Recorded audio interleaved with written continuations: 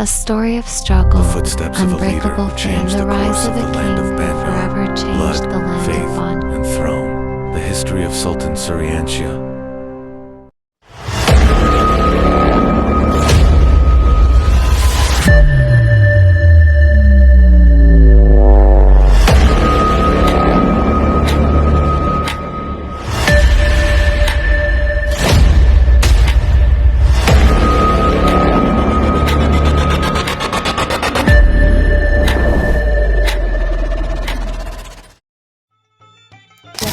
Assalamualaikum warahmatullahi wabarakatuh. Hello everyone.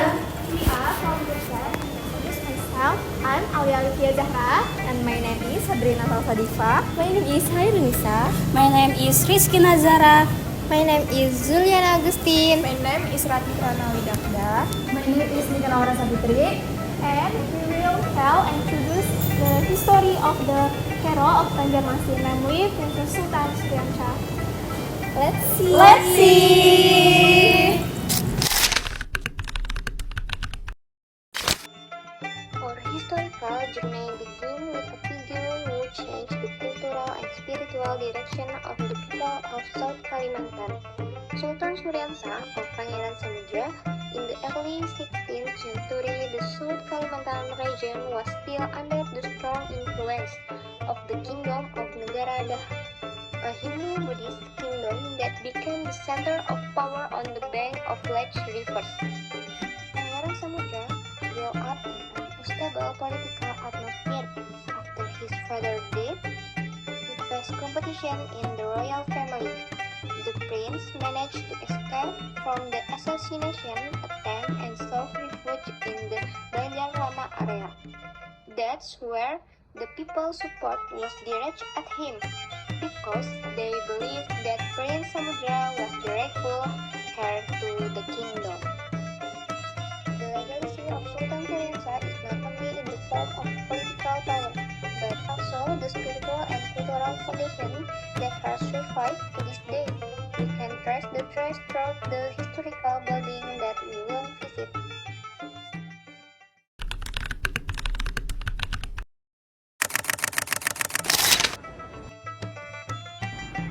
Our next stop brings us to the Sultan Suryanshah Mosque, the oldest mosque in South Kalimantan. This mosque was built during the early reign of the Sultan, around 1526 AD. It is located on the banks of the Queen River in the Banjar Lama area, the first capital of the Banjar Sultan. For the Banjar people, the river is more than just a geographical backdrop. It is the lifeline of their daily existence. The river serves as a highway, a marketplace, and a center of civilization. Because of this, the mosque built by the Sultan functioned not only as a place of worship, but also as a meeting center, an educational hub, and an early center for the spread of Islam in the region. The architecture of this mosque is unique. Its structure is made of Yulin wood, known as one of the strongest types of timber in the Indonesia archipelago. Yulin wood is highly resistant to water and decay, making it ideal for buildings in reference environment. The mosque stands on wooden stilts, similar to the traditional Banjar stilt house. The mosque roof is three-tiered, and it lacks a dome like modern mosques. This design is similar to ancient mosques in Japan, such as the Great Mosque of Demak. Its characteristics demonstrate the influence of Demak on the development of Islamic architecture in Banjar, and at the same time demonstrate that the spread of Islam occurred through cultural channels, not creation. What's unique is the separate mihrab, a small room with its own door that stands in front of the main building.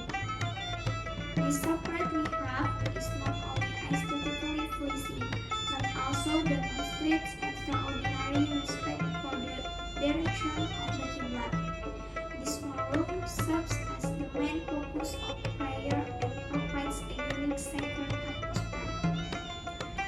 Over time, the mosque has undergone restoration, but its original form and traditional character have been preserved. Today, the Sultan Surian Shah Mosque holds National Cultural Heritage status, a tangible testament to the spiritual and cultural transformation of the Banjar people over hundreds of years. As we enter the mosque, we are greeted by a silence that transports us back to the time of Sultan Surian Shah. The sound of the river breeze, the dim light of the old wood, and the distinctive aroma of ironwood create a spiritual experience unlike any other.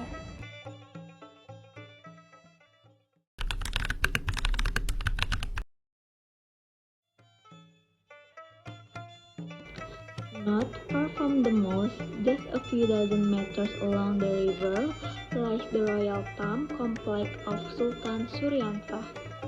Close distinct to the mosque is not coincidence.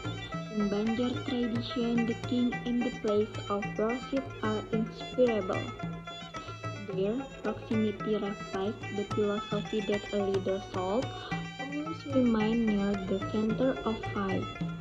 In this complex, Sultan Surian Shah is buried alongside his empress. There are also graves of other royal figures such as Princess Ahmad, Princess Muhammad, Said Muhammad, and several other important nobles. The presence of several figures of Chinese descent show that the Banjar Sultanate has long embraced inclusivity among various ethnicities and cultures. The Sultan's main tomb is surrounded by a large wooden enclosure measuring 6.4 meters in length, 3.6 meters in width, and 2.35 meters in height. The structure is not merely a physical barrier, but a symbol of honor.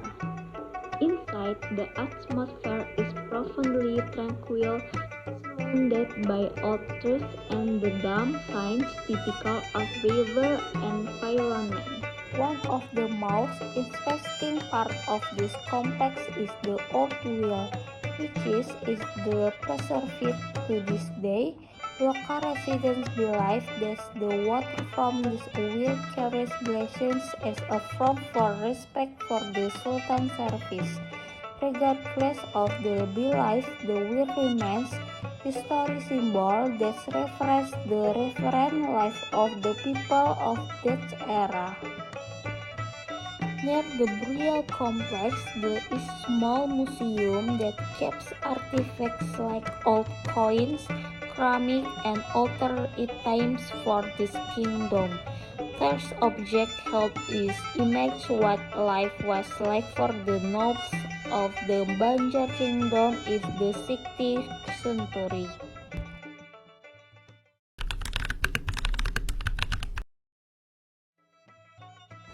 The Sultan Surian Shah Museum is one of the most important historical sites in Banjarmasin, South Kalimantan. The museum is named after Sultan Surian Shah, the first ruler of the Banjar Sultanate to embrace Islam. Its existence serves not only as a tribute to a prominent figure in Banjar history, but also a center for preserving culture and historical heritage. The building features traditional Banjar architecture, characterized by its pyramid-shaped roof and intricate carvings that reflect the local cultural identity. Inside, visitors can find various collections such as traditional weapons, traditional clothing, royal equipment, and historical photographs.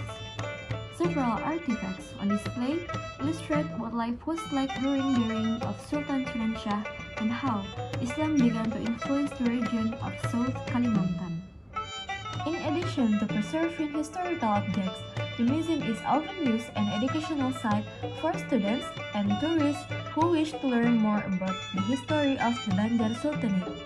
Its calm and historically rich environment allows visitors not only to learn but also to experience the atmosphere of the past that remains well preserved.